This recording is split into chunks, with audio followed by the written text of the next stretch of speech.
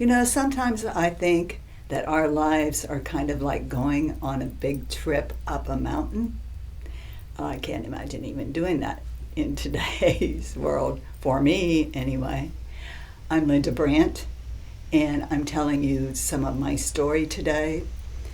These segments that we're filming now are kind of crucial for you to know where I came from. So, back to the mountain hiking. It's a lot of work. It's hard work to climb up a big mountain. And then you sometimes get to that level place where you rest. Well, I kind of was like that in my life. I was like, oh man, I finally made it. Yeah, all things are good.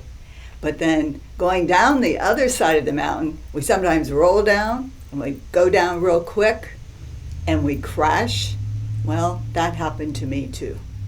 So I was at a restaurant, my restaurant in Cedar Key, and it was a Friday night. It was February 22nd, 2002. And I got the call that no mother wants to get. Because it was Friday night and I played with the bands, the place was packed. And I got the call from my son-in-law, who was a deputy sheriff. He's now retired.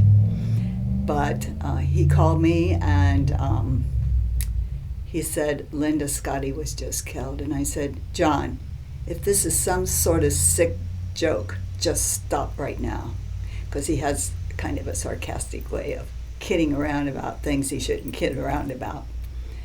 And he said, no, Linda, I'm so sorry. He said, Scott was test driving a semi. It was a little after 5 o'clock. It was starting to snow, and this was up in Ohio. And a drunk driver ran a red light. Scott swerved the truck, the semi, to try to keep from hitting him and hit the berm, rolled end over end. He was thrown from the cab and was instantly killed.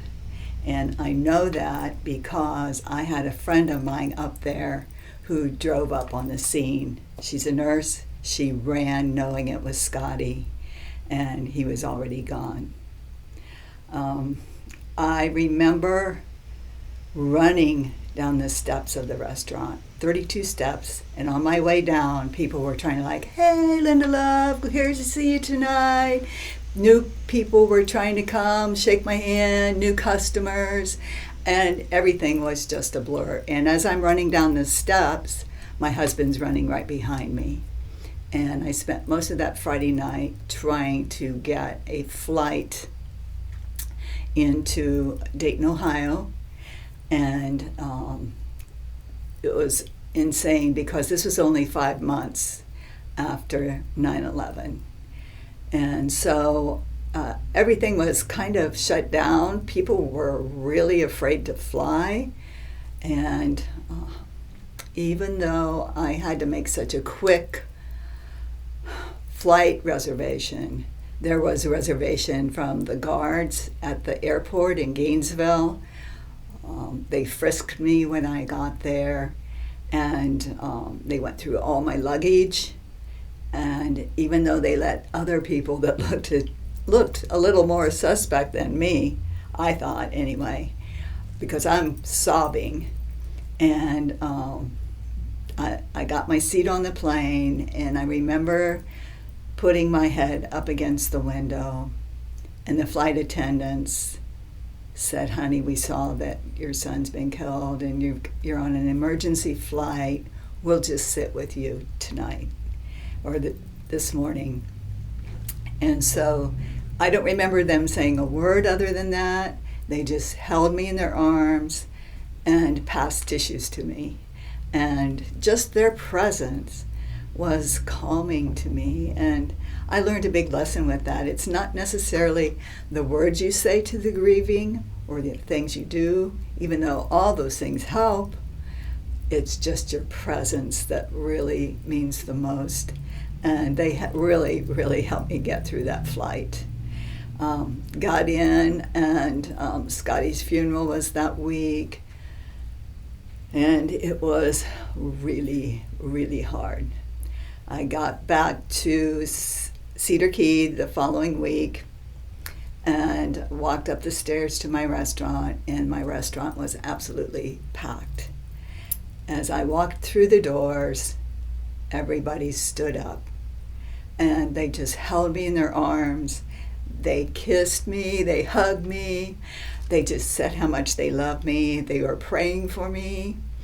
And wow, did that mean a lot. And then I had this one lady who she and I had become kind of close friends. She and her husband he was a big old guy, but sweet as could be, come to the restaurant almost daily.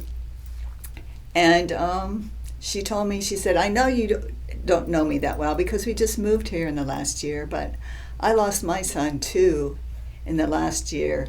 Did you know that you could talk to him? And I went, really? And at that time I was like, I wonder if even God approves of that. And all kinds of things are running through my mind. She goes, oh yeah, she said, I talk to my son all the time. She said, in fact, how about the four of us go to lunch someday? And I remember just meekly smiling when she said that at the thought of, us, she and I and our two deceased sons having lunch together.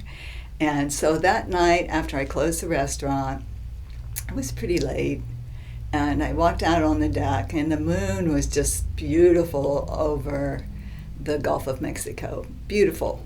And so I walked out there and I said, Scotty, if you're there, I just want you to know how much I love you.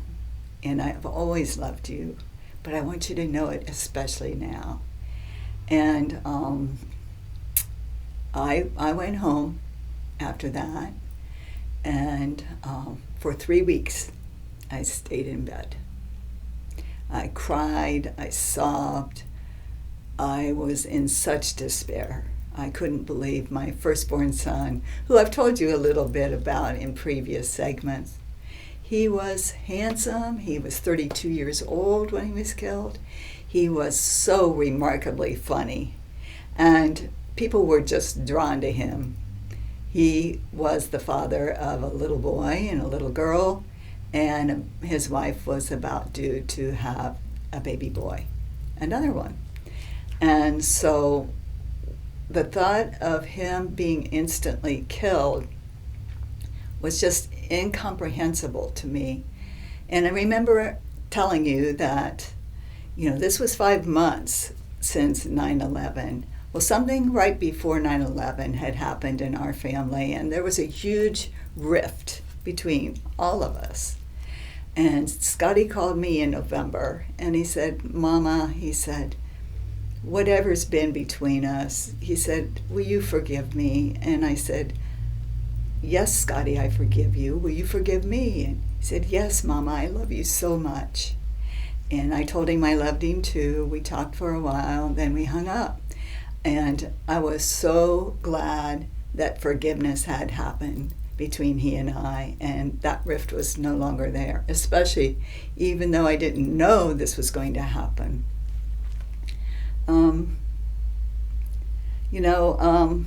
Sometimes things do happen in our lives, and we don't know why, and we don't know how. And sometimes we think that God has pulled his presence away from us. But there was a story about Joseph, and all these things were happening to Joseph, and Joseph thought God's presence had gone from him too. But it says in the word, but meanwhile, God. And sometimes we have things happening to us, and if we just stop and think, but meanwhile, God is planning all the details. And he did that for me, and he'll do that for you as well. Scotty was an amazing, amazing young man. But after 3 weeks of total despair, my husband walked in from work. He left the kitchen at the restaurant, came home during the middle of the day. And he said, he said, I know how you hate my 4-letter words, but I'm going to give you one today that will help you. Busy. B-U-S-Y. Get busy. And I thought, well, he had lost his first wife to breast cancer, And I thought, yeah, he certainly knows what grief is, but he's never had a child. So my grief is different than his, but he still had gone through grief. So I took his advice. I got myself up. I showered. I went to the restaurant, and I tried to put my thoughts, my heart on my staff, my business, my customers, my clients, my art clients, and think a little bit less about myself during that time at least. And even though it was hard when I was alone or by myself, at least I had that time, and it started to make me aware that, other people are going through stuff too.